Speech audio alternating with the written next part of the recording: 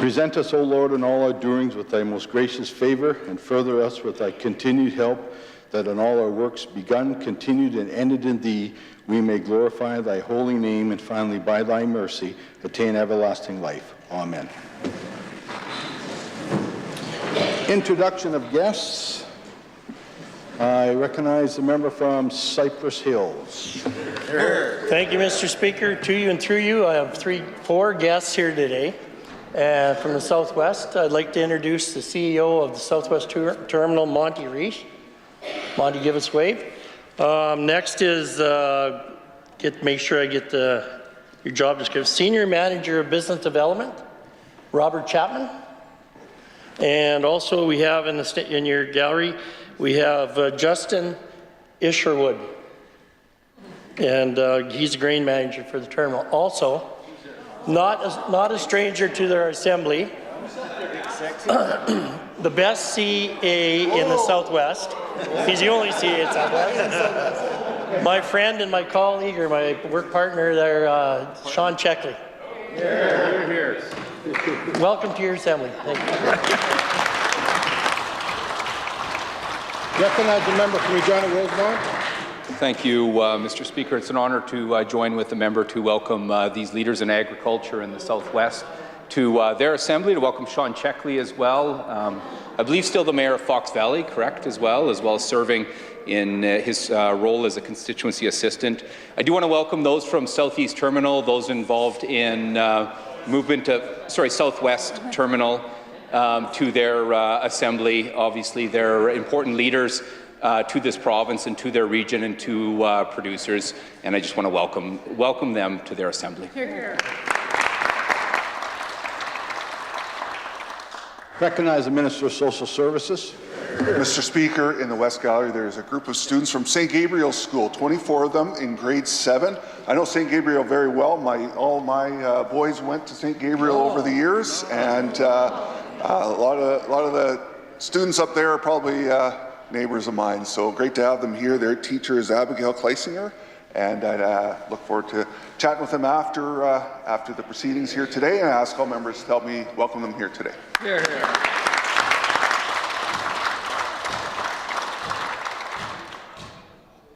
Presenting petitions, to recognize the member from Saskatoon-Ferden.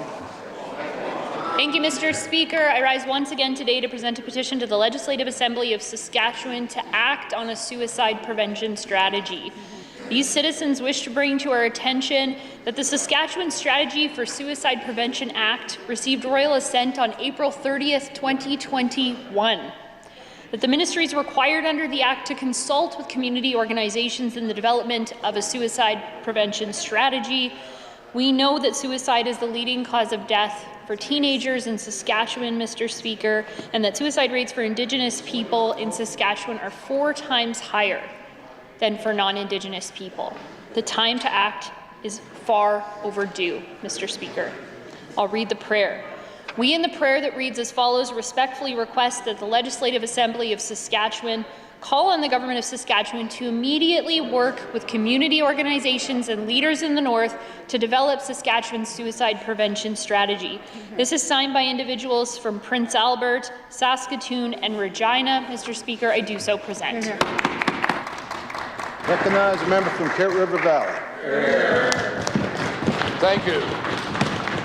We, the undersigned residents of the province of Saskatchewan, wish to bring your attention to the following.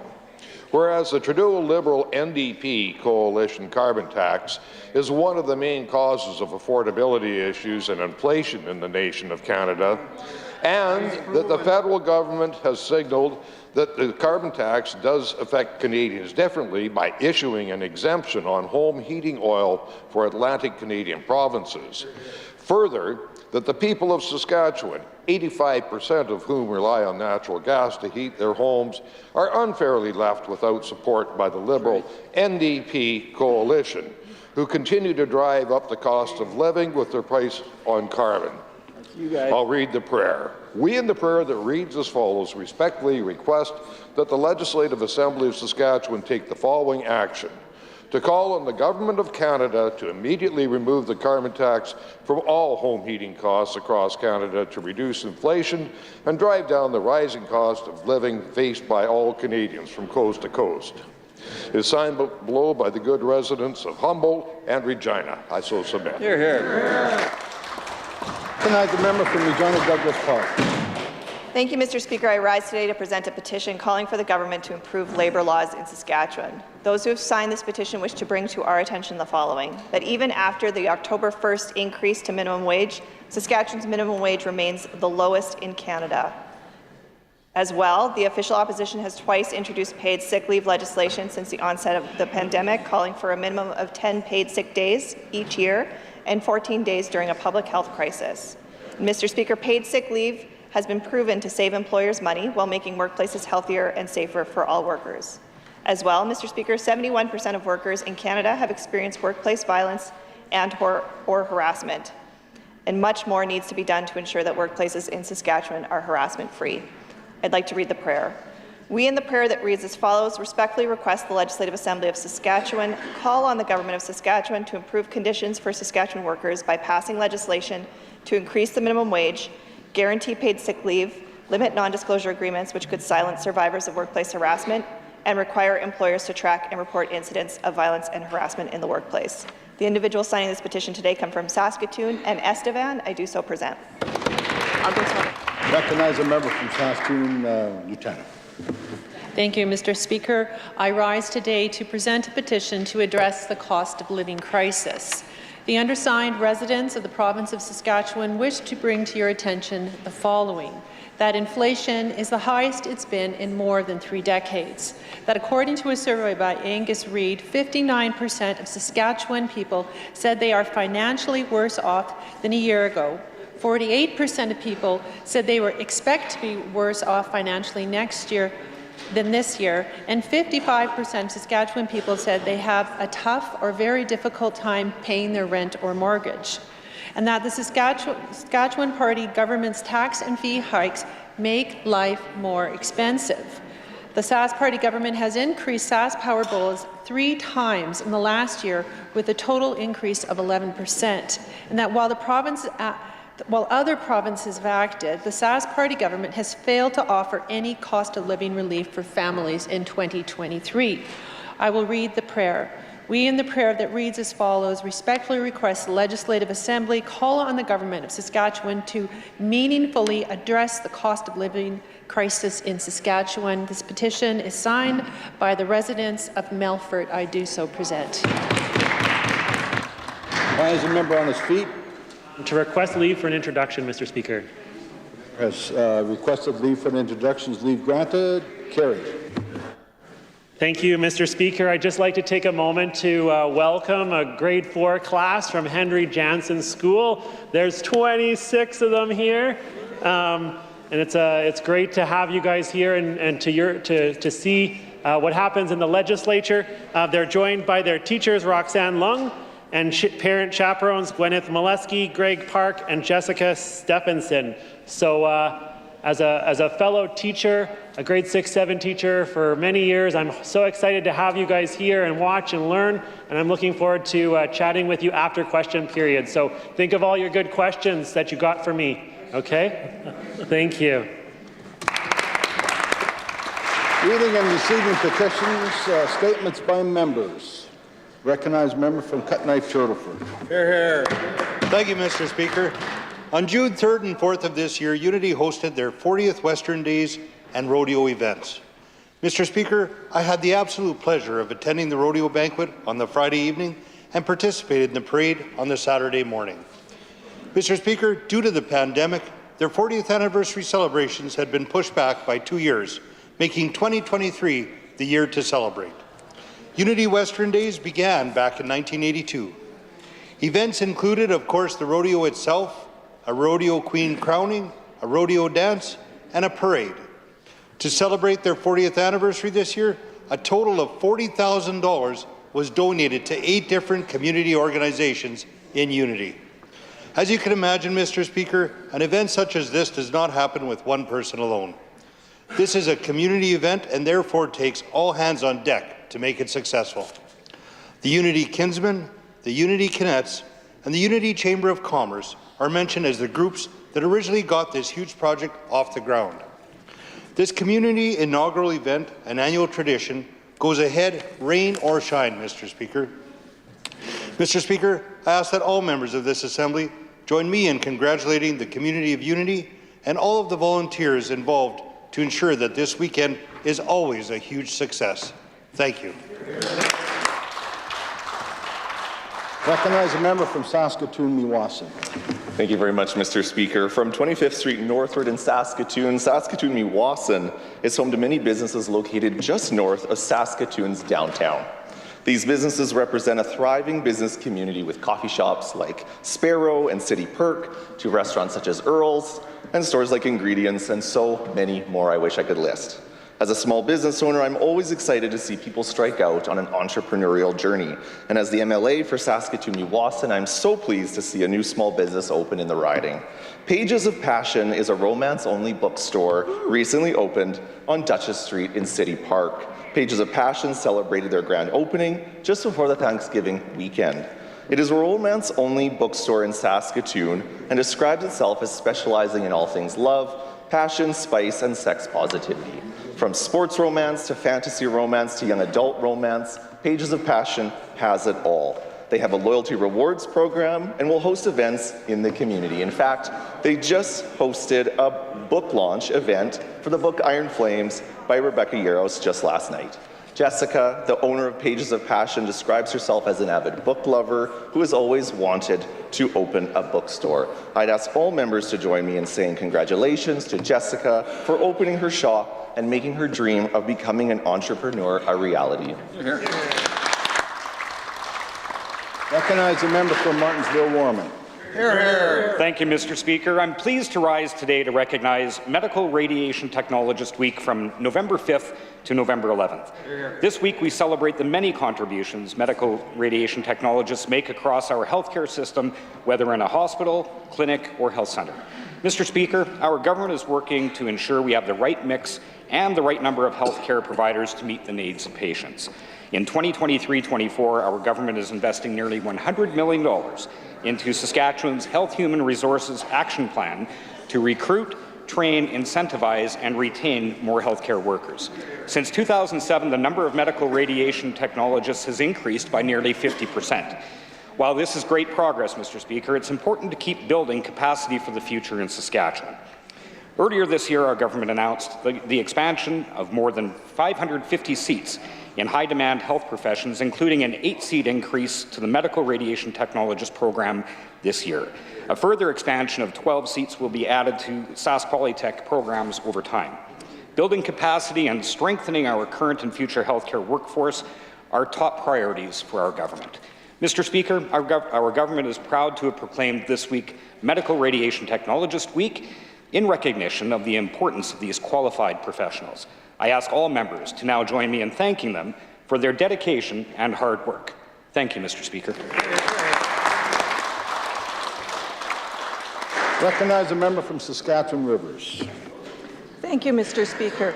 Today I want to recognize and congratulate a constituent of mine, Mr. Dave Halstead, who is a research chair with Sask Polytechnique. Dave and his research team's findings will have significant impact on our forestry and farming. This work was performed at the Hannon Creek Education and Applied Research Centre located at beautiful Candle Lake. Dave and his research team discovered a way to speed up jack pine tree growth while also improving soil health and improving carbon capture. They have shown that biochar outperforms chemical fertilizer, hydromulch, and peat moss, commonly used in the industries. Biochar is a char-like substance created by burning organic material from agriculture and forestry biomass. Its porous nature allows it to hold moisture and nutrients, creating ideal growing conditions. As a result of this work, Mr. Halstead's 6-month research trial has been expanded to 5 years. Please join me in congratulating him and the outstanding contribution that has been made to our forestry and farming industries. Thank you. Recognize a member from Kenora Pelly. Thank you, Mr. Speaker. Earlier this week, my colleagues from Martinsville, Warman, and Saskatoon Westview were at an announcement at a local business, Saskatoon Fire and Flood. What announcement, you ask, Mr. Speaker? The expansion of the SINP program to include 279 new occupations, intermediate and lower skill occupations. This is amazing news, as there are 16,000 jobs on SAS Jobs waiting for people to fill them. And, Mr. Speaker, our government is very proud of the work we have done in immigration. Our work with the Ukrainian newcomers has been particularly important to me.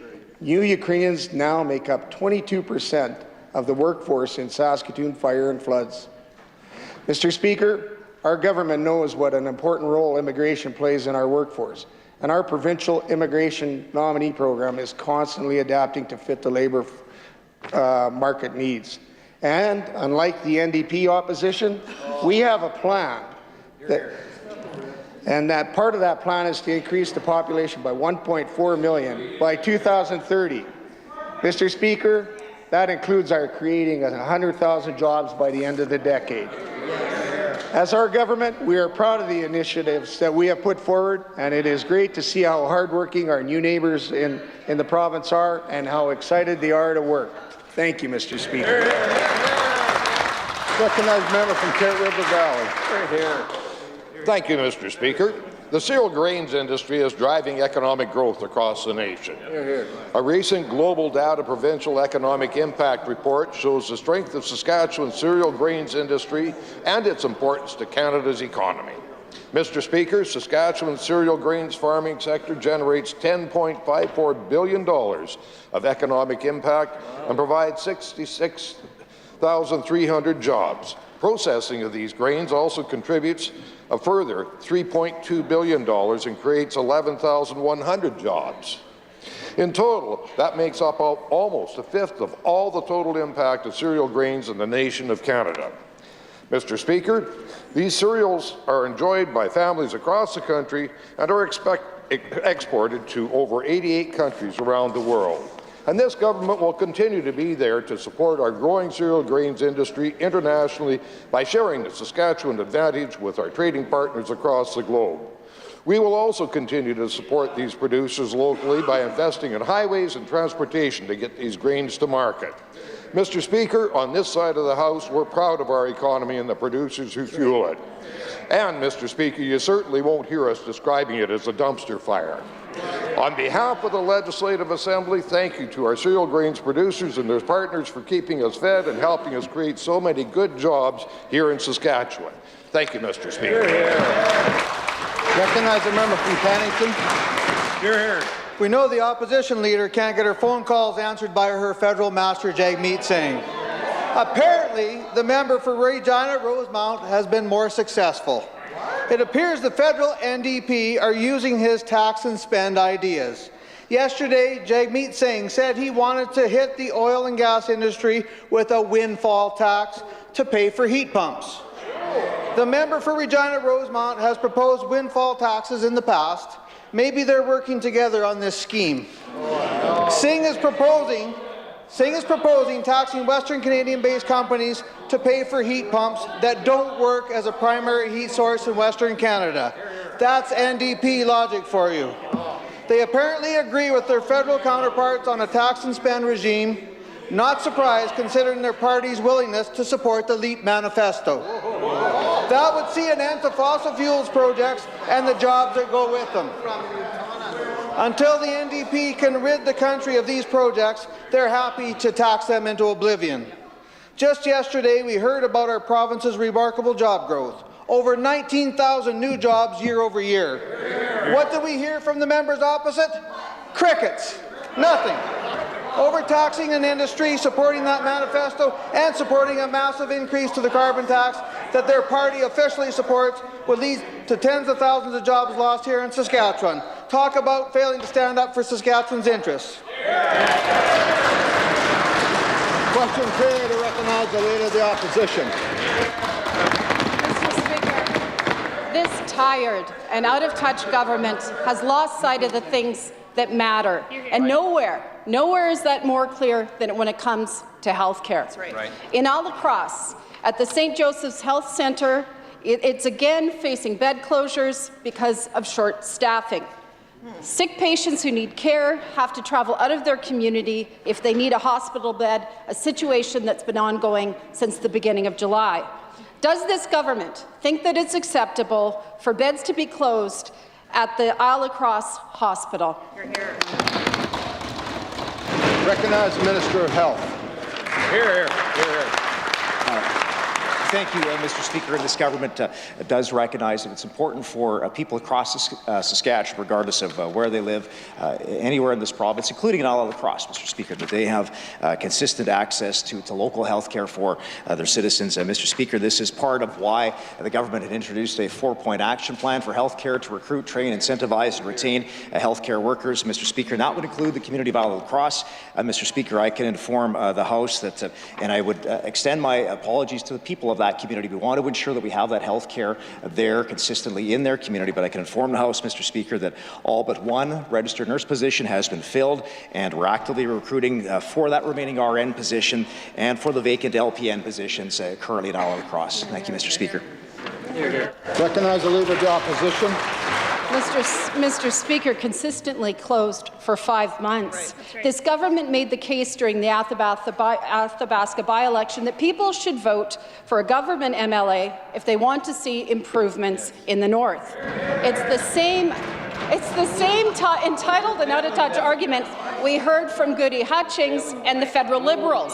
Now, let's make this clear, Mr. Speaker. It was wrong for the Cabinet Minister to say those things on CTV, just as it was wrong for the Premier to campaign that way in a by-election. Mr. Speaker, and it's especially the case when we see the results today. Beds closed for the whole summer through to December. How is this fair to the people of Alla-Crosse, and why is this tired and out-of-touch government continuing to fail the people of the Northwest?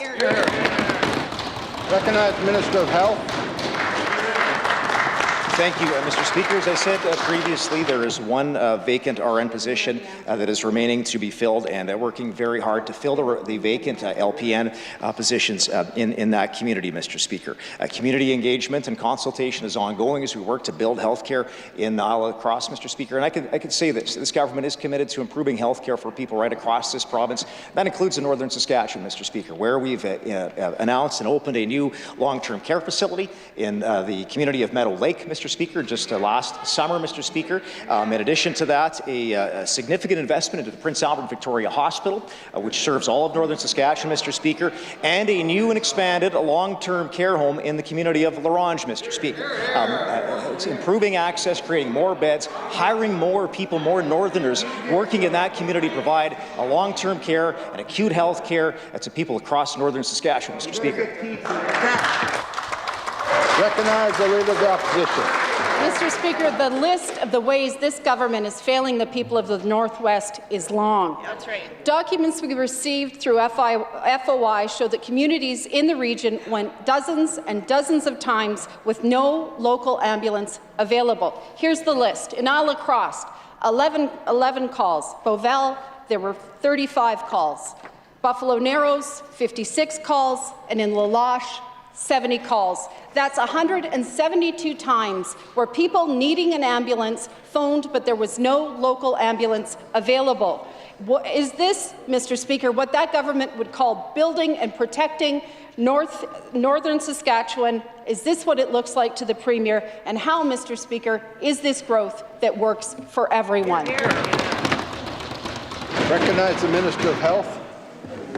Thank you, Mr. Speaker. And in addition to what I stated previously, I would put on the record as well that we have a very, very effective and engaged MLA for northern Saskatchewan, serving the constituency of Athabasca, who meets regularly with myself and the Minister for Rural and Remote Health, bringing those issues, bringing those priorities forward, Mr. Speaker. And I can tell you, Mr. Speaker, as a result of that MLA's advocacy in the constituency of Athabasca, that we have made some significant investments into that constituency, Mr. Speaker, such as under the EMS portfolio, new paramedicine positions in the community of Beauval, Mr. Speaker, other investments into EMS in northern Saskatchewan. Mr. Speaker, earlier this, and not that long ago, earlier this year, the expansion of more addictions treatment spaces in the community of Pine House in the constituency of Athabasca, Mr. Speaker. All projects have been advocated for by a very, very good MLA for that riding. We'll continue to bring that voice to the government table, Mr. Speaker. Recognize the Leader of the Opposition. Mr. Speaker, perhaps members opposite need to be reminded that they are voted as government to provide service to people in every area of this province, Mr. Speaker, regardless of who represents them.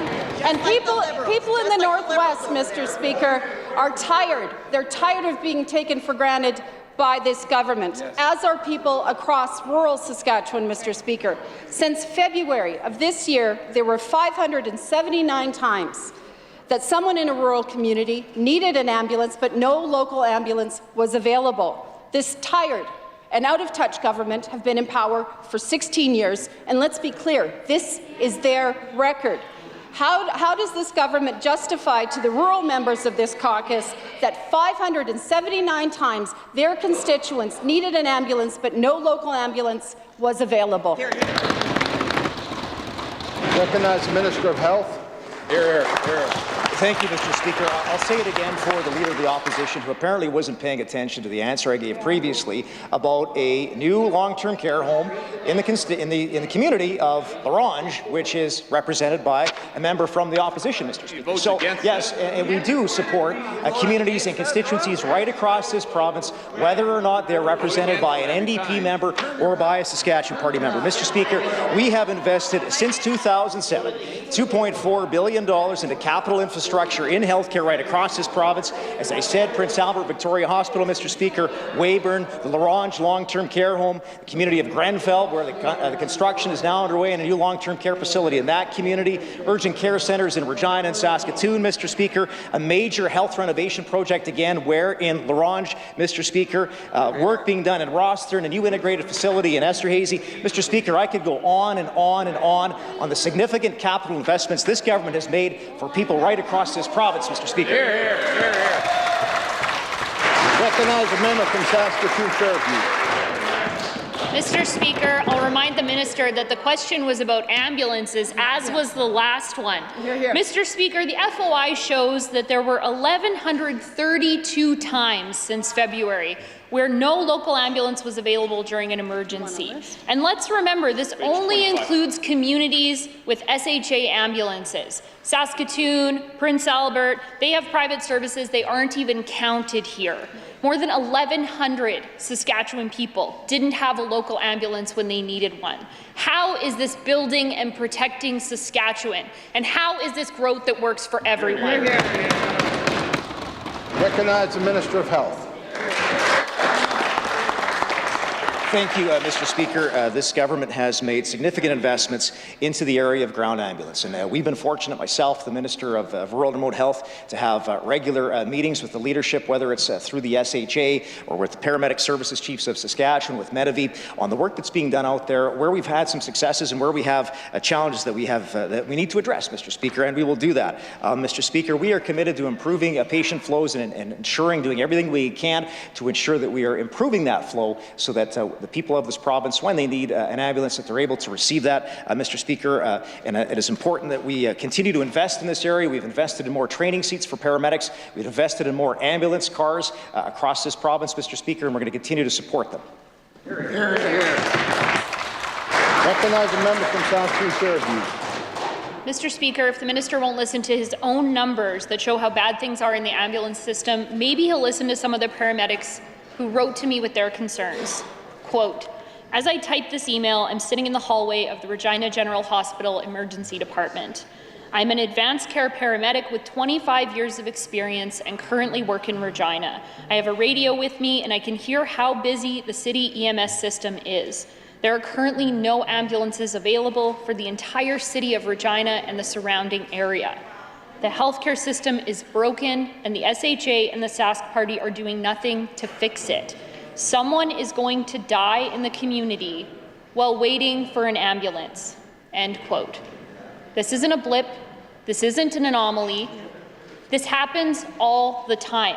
When will we finally see some urgent action to fix this problem? Recognize the Minister of Health.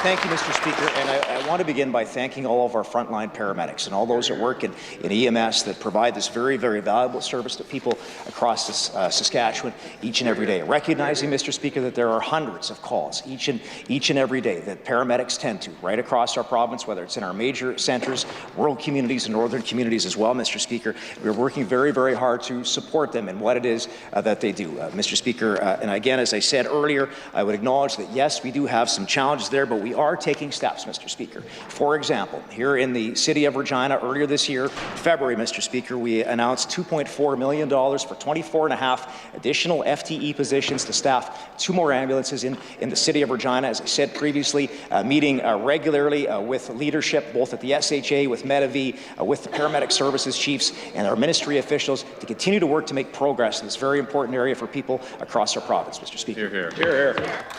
Recognize the member from Saskatoon Fairview. Mr. Speaker, this minister is failing to ensure that people get timely access to an ambulance. At least 1,100 times, someone in Saskatchewan needed a local ambulance and it wasn't available. Another Regina paramedic wrote to me, and this is what they say, quote, "If you look back over just the month of October, you would see we were short an ambulance or more dozens of times." They also said the SHA hired 24 positions earlier this year, but they were merely budgeted, not hired. 12 of those positions are still not filled due to staffing. We have hired almost as many as have quit. Working short is not new to us, and having government officials tell the public otherwise is irresponsible. End quote. How much worse do things have to get before this tired and out-of-touch government will stop the spin and fix the problems in healthcare? Recognize the Minister of Health.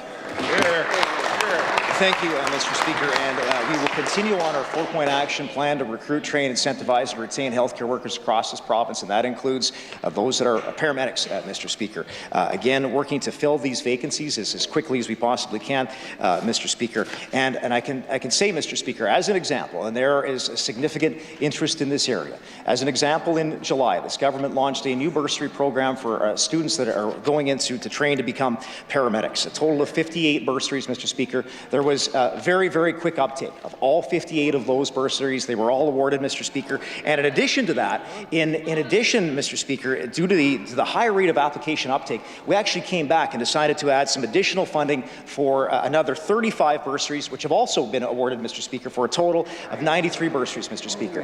Yes, we have some challenges in certain areas of EMS around this province, but we are working with our partners to address those gaps and make sure that we're filling those vacancies and finding the paramedics we need to provide that service. Recognize the member from Regina Welsh Acres. Mr. Speaker, this tired and out-of-touch government is failing people in Regina on so many fronts.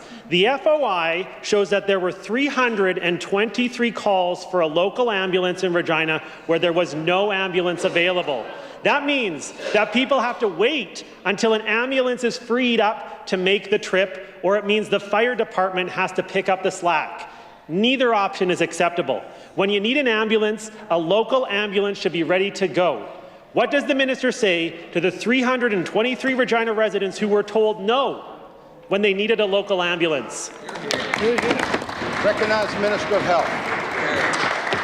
Mr. Speaker, As part of the provincial response plan, when a local ambulance is not available, the next closest ambulance available is dispatched to the call. This is managed by our ambulance providers in the dispatch centre, Mr. Speaker, to ensure that we are having ambulances respond. Now, as I said previously, Mr. Speaker, we acknowledge that we do face some pressures, and we are working very hard to address those pressures, Mr. Speaker. And I've spoken before of some of the investments specific to training, Mr. Speaker, and in addition to that, also specific to the City of Regina and what has been created and funded for new positions and new ambulances in this community. There's been additional FTEs added across the province in rural communities, Mr. Speaker, to address some of the challenges in rural Saskatchewan and northern communities as well. Additional funding for one-time funding for the EMS providers across Saskatchewan in last year's budget to acknowledge some of the pressures they were facing, Mr. Speaker. And this continues to be a priority for us, and we'll work with our ambulance providers to address those gaps, Mr. Speaker.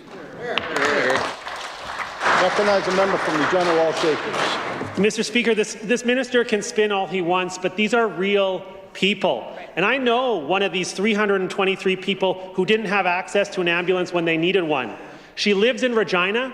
She's 92 years old. She laid on her kitchen floor for an hour and 40 minutes after falling and breaking her hip.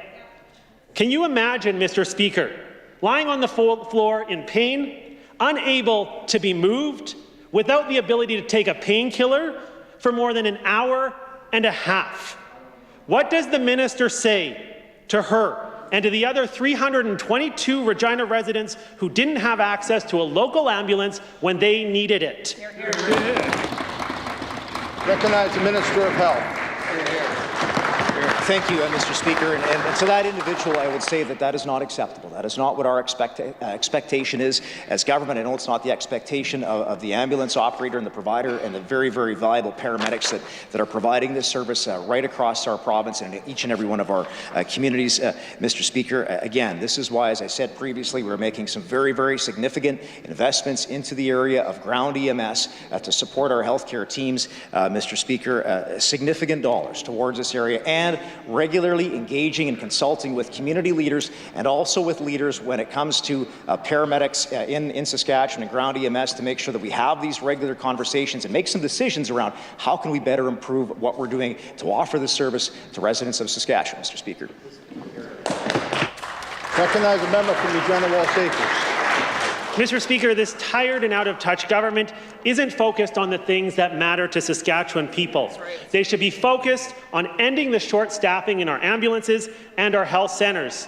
But they're too focused on their own pet projects and sowing division. The people of Regina Walsh Acres sent this government a message. Focus on the cost of living and the crisis in our healthcare system. But it's so clear that this minister didn't get the message. When will we see a real plan to make sure people in Regina get an ambulance when they need one? Recognize the Minister of Health. Thank you, Mr. Speaker. And just specific to the member opposite's, his earlier point and the case he's pointed to, our office would be willing to follow up and look into that situation if the member so chooses and wishes to share information with our office, Mr. Speaker. I've said multiple times now, the investments that have been made into EMS, into ambulances across this province, Mr. Speaker. And also at the same time, I have acknowledged some of the challenges that we are currently facing and that we are working with our partners to address some of these challenges, Mr. Speaker, to make sure that we're improving upon the ambulance care that we have for people of this province. But I'd say this, Mr. Speaker.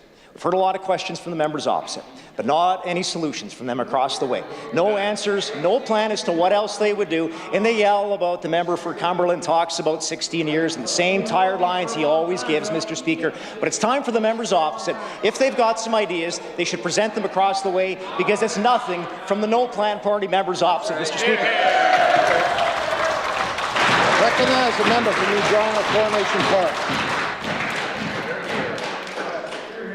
Mr. Speaker, yesterday the Minister of Health stated very clearly that he opposed racism and discrimination in our healthcare system and that it is no space in our province. I agree and I applaud him for that statement. But I asked a simple question from him that he didn't answer yesterday. I will ask him again. When did Minister of Health learn of allegation of racism and discrimination at Regina General Hospital? And what did he do about it at that time? Hear, hear. Recognize the Minister of Health. Thank you, Mr. Speaker. As I stated yesterday, and I'll reiterate today, that there is no room for racism in this province and in our healthcare system. And I reiterate that, Mr. Speaker. As I stated yesterday, that it's my understanding the SHA has launched a third-party review into what is happening, Mr. Speaker, and in this particular circumstance, Mr. Speaker. And as I said, we'll await those findings and have raised this with both the CEO of the SHA and also leadership, senior leadership at the Ministry of Health, to take a very close look into the situation, Mr. Speaker. Recognize the member from Regina Coronation Park. Mr. Speaker, the minister still didn't answer the question. What was the date when the allegation of racism were brought into his attention, and what he did do about it? Hear, hear. Recognize Minister of Health. Here. Thank you, Mr. Speaker. As I said in my previous answer, and as I said yesterday, this government is committed to ensuring that there is no place for racism in any of our healthcare facilities, in our healthcare sector, or across the province. Mr. Speaker, the SHA is investigating into these allegations, Mr. Speaker, and will be looking very thoroughly into this particular case. Recognize the member from Regina Coronation Park. Mr. Speaker, we agreed that racism and discrimination has no place in our province. But the minister is still not answering the question. On what day was he briefed on allegation of racism at Regina General Hospital? Why did it take a national news story for him to take action finally on it? Good question. Recognize the Minister of Health. Thank you, Mr. Speaker. I don't know the exact day that I was made aware of the situation, but I can tell you, Mr. Speaker, that when it was brought to my attention, that I asked that our officials immediately look into the situation, Mr. Speaker. Thank you, Mr. Speaker. Recognize the member from Saskatoon-Meewasin. Thank you very much, Mr. Speaker. The Minister of Education has said that there are ample supports for queer and trans youth facing mental health challenges in our schools. These vulnerable youth are at increased risk of suicide, and with Bill 137 stripping away the charter rights of children, those kids are at even greater risk. We've already heard from Sarah McKenzie about the loss of her gender-diverse child, B.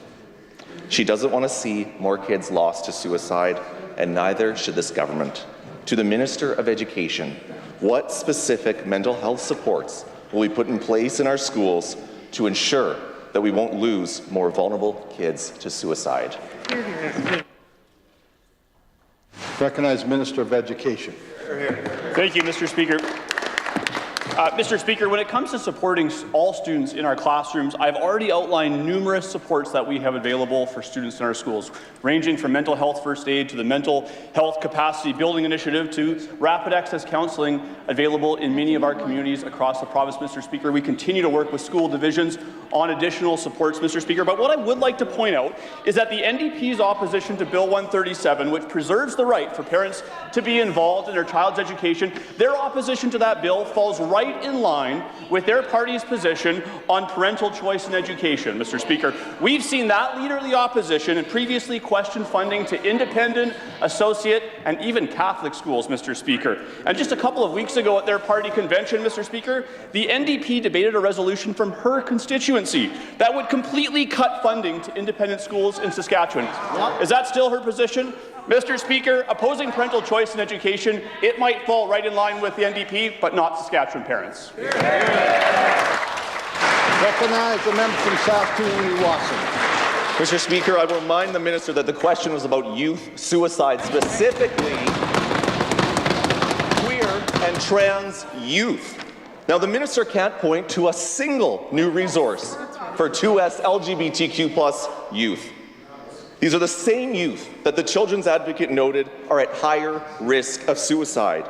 In her report on the government's pronoun policy, she said, and I quote, "Suicide is the leading cause of death among young people aged 15 to 24 years, and Saskatchewan often finds itself at the top of the list in this regard." Transgender and gender diverse youth, however, are at even greater risk than the general population, being over 7 times more likely to attempt suicide than their peers. Why is the minister doing nothing to address the mental health challenges queer and trans youth are facing? Challenge that this government is actively making worse. Recognize the Minister of Education. Thank you, Mr. Speaker. Mr. Speaker, I don't know how many times I need to say it to the members opposite this House, Mr. Speaker, but I want to point again to the rapid access counselling services that we've expanded to children and youth. And Mr. Speaker, they heckle at that, Mr. Speaker. Mr. Speaker, this is a valuable service provided by community partner organizations all across the province, Mr. Speaker. I had an opportunity to be at the opening event with Catholic Family Services, the Battlefords, in my hometown, Mr. Speaker. We've had members in Prince Albert, in Yorkton, Mr. Speaker, in Saskatoon as we expand these services, Mr. Speaker. For the members to heckle at these services that are available for free to children and youth in 13 communities, Mr. Speaker, that's shameful. Mr. Speaker, this opposition, they oppose parental involvement in education, they oppose parental choice in education, 2 things that this government will always stand for.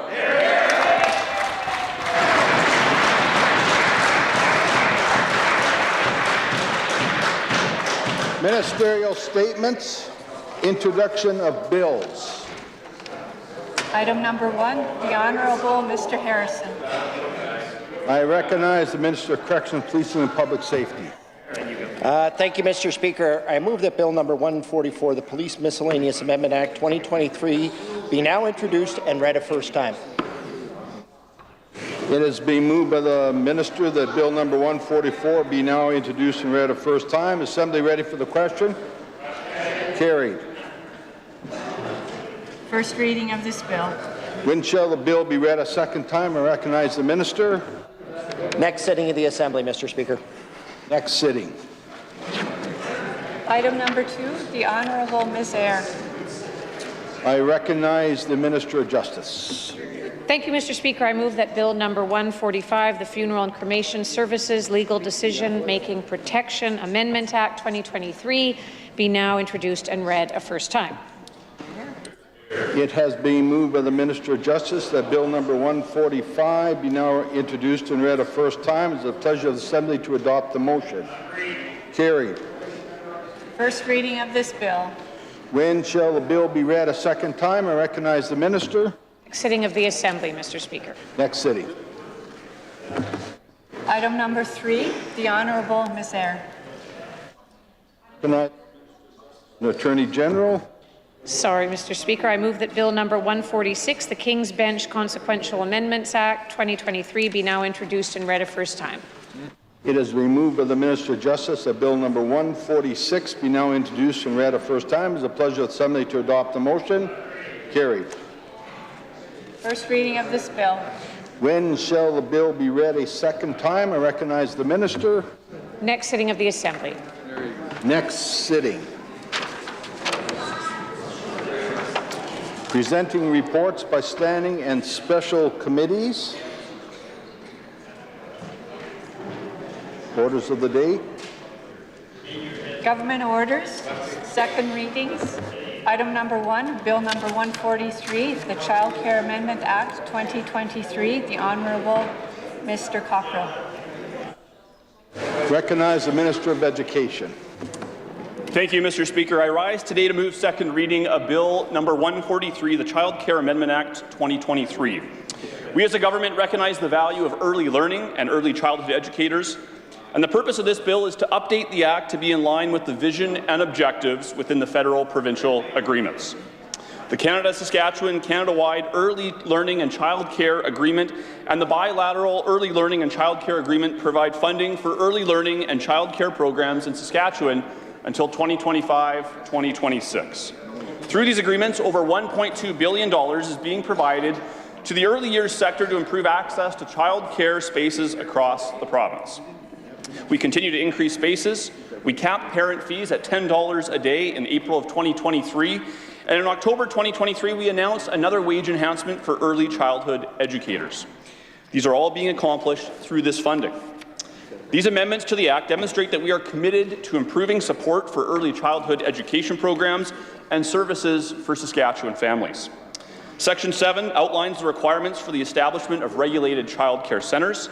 Section 10 develops requirements for the establishment of parental advisory groups. Sections 18 and 18.1 create the requirement for the issuance of child care facility licenses after cancellation. Section 25 provides the Minister the authority for payments and financial oversight to the following: support core child care services, to make grants to former facilities, and to make grants to or on behalf of parents respecting child care facilities that have closed. Mr. Speaker, lastly, I would just point out Section 25.1 provides the Minister with authority to request data or financial information from a facility to recover overpayments and increase transparency and accountability of public funds, and to repeal outdated terminology and other drafting updates to align the Act with current practices, new requirements, and forthcoming improvements contemplated in the bilateral agreements.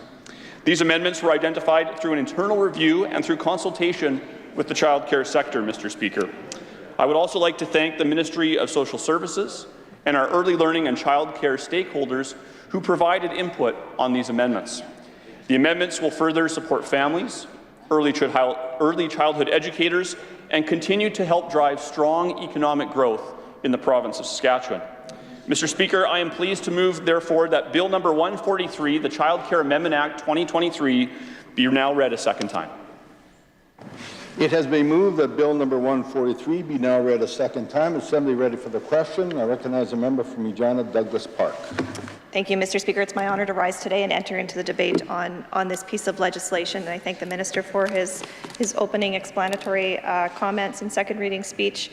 We've had the opportunity to talk a bit about childcare access and the challenges that Saskatchewan residents are experiencing right now a bit in question period. I know our critic, my colleague from Regina Elphinstone Centre, has done a lot of work reaching out and speaking with both parents and providers about the challenges in this sector, in particular, like I said, access to spaces, as well as retention and recruitment of ECEs who do such incredible work for the children in our province. Mr. Speaker, not enough kind words can be said about them and the incredible work that they do.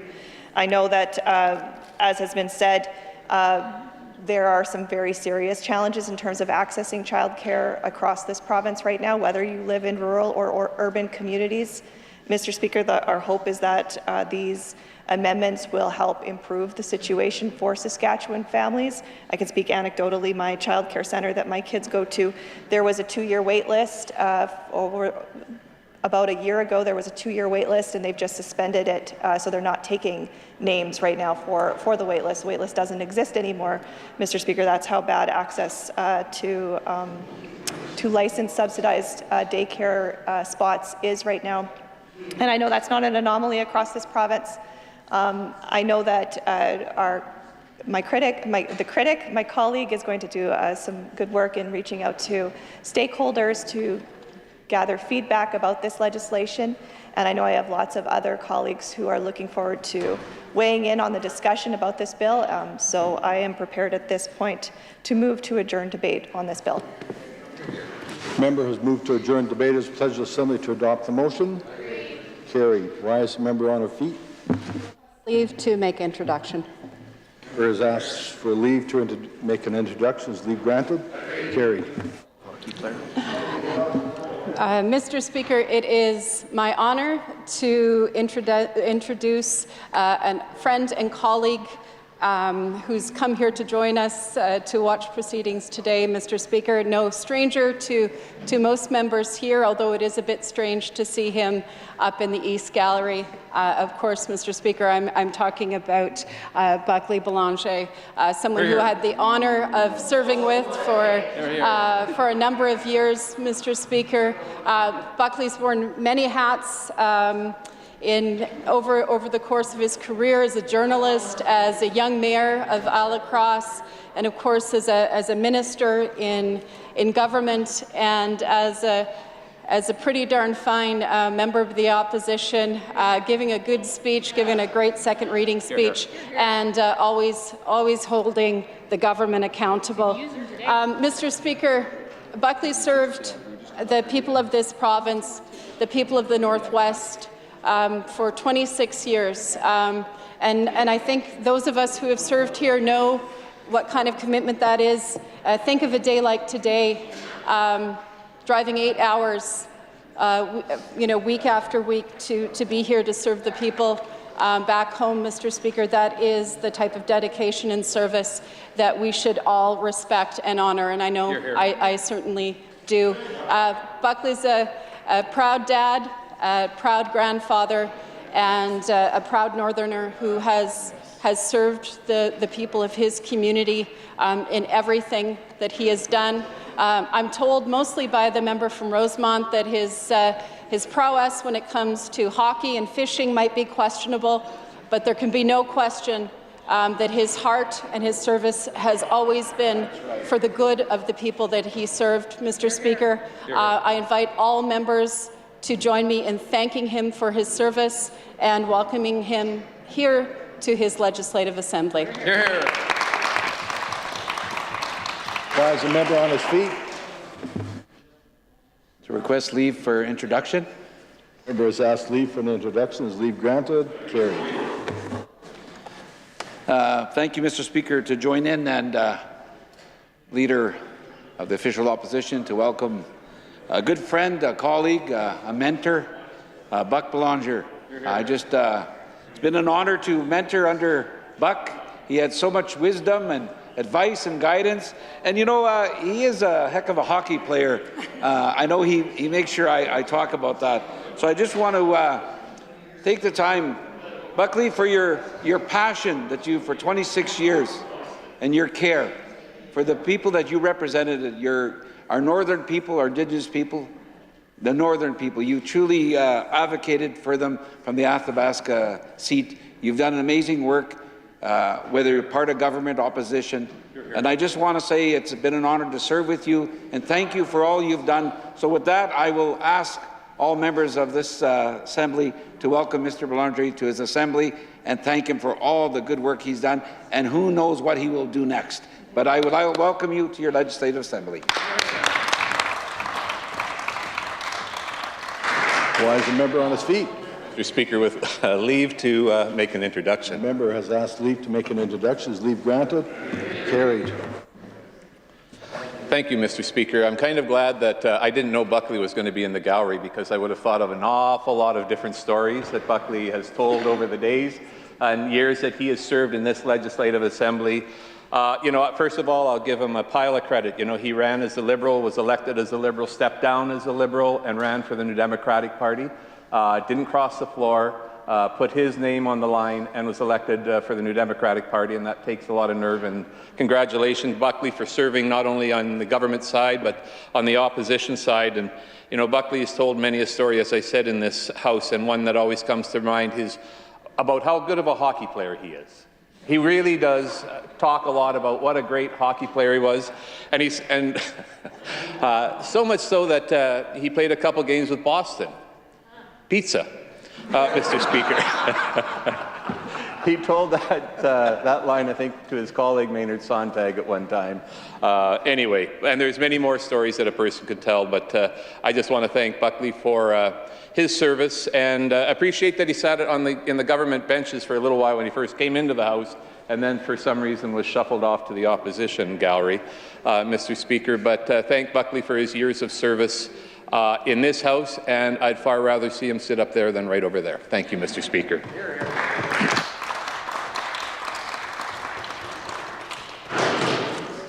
Government orders. Adjourn debates. Item number 1, resume debate on the second reading motion for Bill number 138, the Workers' Compensation Extending Firefighter Coverage Amendment Act. Ms. Young, Regina University. Recognized member from Saskatoon-Nutana. Well, thank you, Mr. Speaker. It's a pleasure to be on my feet this afternoon entering into debate on Bill number 138, the Workers' Compensation Extending Firefighter Coverage Amendment Act 2023.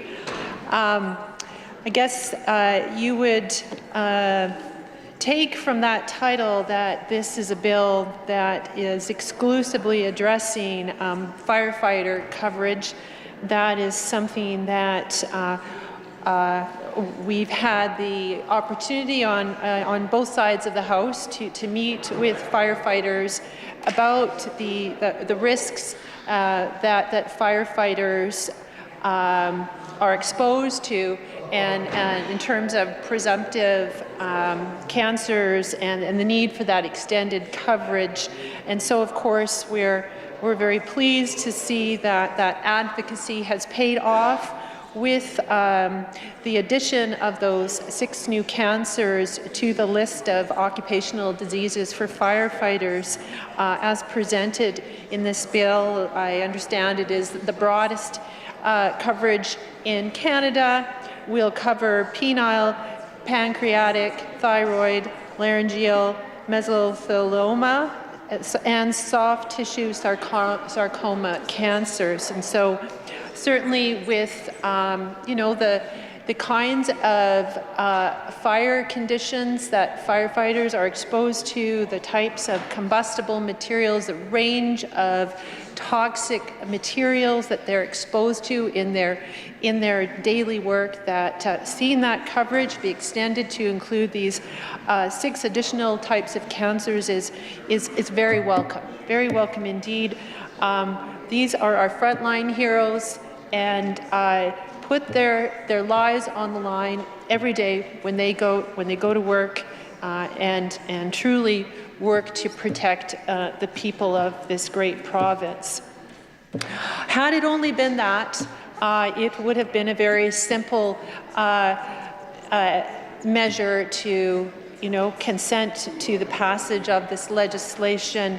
But unfortunately, well, not necessarily unfortunately, but the government did take the opportunity to roll in some other changes and amendments that we on this side of the House absolutely must take the time to review and understand their implications, to meet with stakeholders, receive their feedback, and ensure that the normal legislative process is carried out to ensure that this is legislation that works in the best interest of all Saskatchewan people, that there aren't any unforeseen, unintended consequences or anything that's sort of been slipped in there on the side as well. So we're always happy to do that work.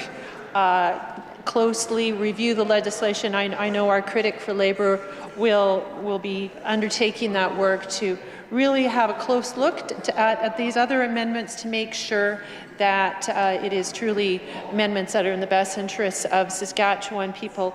I will note that as per the Act, that there is a review that does occur every 5 years by a committee of review, that there was a report that was published, that an engagement that occurred a couple years ago and identified 34 recommendations in 4 different category areas, those being policies and coverage, health and wellness, customer service and communications, and appeals. And so certainly that is an important part of the process, is to have those reviews come forward. It'll be important for us to look at those recommendations and compare them to the legislation to ensure that the amendments that are coming forward are reflective, or where they're not reflective, we understand why, that we have that opportunity to put those questions to the minister to understand why certain things were or were not included in this bill. I will note that a couple things that are notable in these amendments include the awards for permanent functional impairment. Those are being increased over the next 5 years to a minimum of $4,000 and up to a maximum of age 2,000. And then they'll tie in with the Consumer Price Index starting in 2026. My understanding is that those those amounts were one of the lowest, if not the lowest in Canada, and hadn't been updated since 2003. So that seems to be a very important amendment that we'll be wanting to take a closer look at. There's other things that, need some explanation in terms of changes to the worker description and the addition of students in some cases, the exclusion of CEOs and others, and that is something that we will have questions and want to understand. In looking at the Committee of Review report, I also took note that there were some recommendations that came forward with respect to psychological injuries and standalone chronic pain. It's not clear to me at this time if those are reflected in the amendments. Certainly, that is a complex area that it'll be necessary to understand where those recommendations might have landed. And I guess just perhaps one final thing that, in terms of maybe a little bit of a story, certainly I am aware that with some of the compensation for permanent functional impairment, sometimes there can be payouts and sometimes ongoing compensation that occurs, and oftentimes it's the case that someone will choose to take a payout. It may seem like the best course of action at the time, but doesn't always necessarily account for problems that may occur later in life, and it's certainly something that I'm aware has affected people in the province in the past. So just an area to watch to see how these amendments are affecting that circumstance. But I would just say on the whole, we, as mentioned already, really are happy to see the amendments that have been made, extending the firefighter coverage, and something that we on both sides of the House are in agreement with. But then, of course, there are other types of cancers that and other occupations that could and might be seeing the same kind of risk exposure, and to what extent have those considerations been considered. A couple of examples I might point to is around the risk of breast cancer in nurses and its relation to shift work.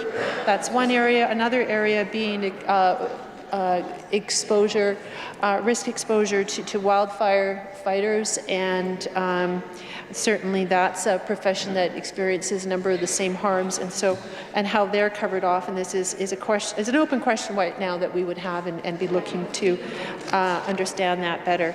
So with that, I will just say that there's much here that we will want to be looking at, both in terms of the report from the Committee of Review and then the subsequent engagement period that happened subsequent to that.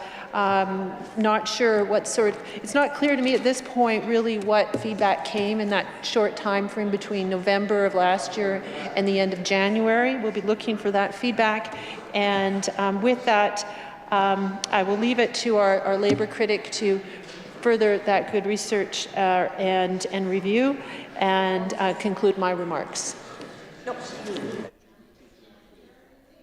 And adjourn debate. Member has moved to adjourn debate. Is the pleasure of Assembly to adopt the motion? Carried. Government orders, adjourn debates. Item number 2, resume debate on the second reading motion for Bill number 140, the Miscellaneous Statutes Repeal Act 2023. Mr. Teed. Recognize the member from Regina Rosemont. Thank you, Mr. Speaker. It's a pleasure to enter in with respect to the Miscellaneous Statutes Repeal Act 2023, Mr. Speaker. Many of these acts, I understand, are no longer required, Mr. Speaker. Many date back to the 1920s and 1940s. Might have to ask the member from Saskatoon Southeast to give us a little bit of the history of their genesis, Mr. Speaker, some of those very early acts, Mr. Speaker. But a couple of the items in this that are being addressed here, Mr. Speaker, are areas that are relevant right now and clear failures of this government. Recognize the act around the Education Savings Grant, Mr. Speaker. And here we have a government that's failing students miserably, Mr. Speaker. I mean, that act, of course, would have been a measure to address affordability or ensure affordability to reduce barriers to education. But we have a minister now and a government that simply aren't supporting the sector, aren't supporting students, Mr. Speaker, and it's putting out of reach for far too many post-secondary education, Mr. Speaker, which has negative impacts both for young people across Saskatchewan, but for the province as a whole. We should be doing all we can to invest in education and to reduce barriers for young people to pursue higher learning, Mr. Speaker. I would identify as well that this eliminates the Wildlife Foundation Act of Saskatchewan, Mr. Speaker, and we have a government that's been poor on these fronts as well, poor in supporting hunting and fishing and trapping in Saskatchewan, Mr. Speaker, poor in supporting conservation within the province. So while they might deem some of the acts obsolete, maybe those acts no longer are required, what we do have is a government missing in action, in acting in the interests of Saskatchewan people in some of these key areas like education or like hunting and fishing and trapping and conservation, Mr. Speaker. With that being said, I know our critic and our team will be engaged with this legislation, and I would simply move to adjourn debate. Members, move to adjourn debate. It is a pleasure assembly to adopt the motion. Carried. Government orders, adjourn debates. Item number 3, resume debate on the second reading motion for Bill number 141, the Statute Law Amendment Act 2023. Mr. Teague.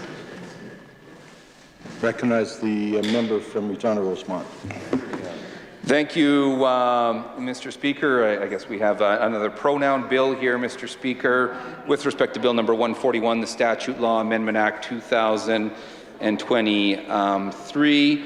But, you know, this time what we don't see in this piece of legislation, it's not the pronoun legislation we saw before where it was this divisive, regressive sowing of division within the province. This one, you know, makes a lot of sense, Mr. Speaker, and it's practical and housekeeping in nature, and it's you know, a product of the passing of Her Majesty, Mr. Speaker, and rest in peace, and it's a shift to use more of a neutral reference, Mr. Speaker, so we don't have to update language with the passing of the sovereign, Mr. Speaker. And changes any mention of his or her to their to be gender neutral, Mr. Speaker. I don't know if the Minister of Education has given his consent for this or not, Mr. Speaker, but this seems to make sense, Mr. Speaker. And I would say as well, we have had someone review this legislation, and they've left a note for us as well that this is a significant piece of legislation, and that there should be a shout out to those that were involved in the drafting of this legislation, because at first blush there appears to be very few sort of errors or mistakes within it, Mr. Speaker. So a good word to all those that have been involved in that work. Our critic will be engaged in the days and weeks to follow, Mr. Speaker, and at this time I would simply move to adjourn debate with respect to Bill number 141. Member has moved to adjourn debate. It is pleasure assembly to adopt the motion. Carried. Government orders, adjourn debate. Item number 4, resume debate on the second reading motion for Bill number 142, the Miscellaneous Statutes Utility Line Locates Amendment Act 2023. Mr. Teed. Recognize a member from Regina University. Thank you very much, Mr. Speaker. It's a pleasure to be on my feet today to speak to Bill number 142, the Miscellaneous Statutes Utility Line Locates Amendment Act, Mr. Speaker. This piece of legislation intends to prescribe the period of time for which notice has to be given to individuals who are likely to impact our Crown corporations who have utility lines. This is obviously an important piece of legislation as it comes to safety for private citizens and Crown employees as well, Mr. Speaker.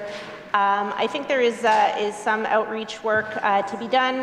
While it's good to have this consistency amongst all Crowns, of course, making sure that this is a time period that is achievable for landowners, for Crown employees, and that reciprocity is there, Mr. Speaker. In working with the good people who are employed by our Crowns, I know most landowners have really, really constructive relationships, but it is still important to make sure that this period of time is applicable and still relevant, noting that, of course, it did used to be 48 hours, but now it has moved up to 3 working days notice, which does expand that. Again, Mr. Speaker, it is good to have consistency amongst Crowns. Good to see some good work going on at the Crowns as well, Mr. Speaker, on this side of the House. Of course, we love and support our Crown corporations, Mr. Speaker, and believe they're essential not just to the healthy functioning of our economy, but to good protection for consumers, households, small businesses, and farms here in Saskatchewan as well, which is why it is such a shame that they are being consistently run into the ground by this government. Mr. Speaker, with that, I know the critic for CIC is going to be doing good work investigating this and many other things in the important work that she is undertaking. And with that, Mr. Speaker, I'll move to adjourn debate on Bill 142. The member has moved to adjourn debate as pledged assembly to adopt a motion. I recognize the Government House Leader. Thank you, Mr. Speaker. I move that this House do now adjourn. Here, here. House Leader has moved to adjourn the House, says that the pledged assembly to adopt the motion. Carried. This House now stands adjourned until 1:30 tomorrow.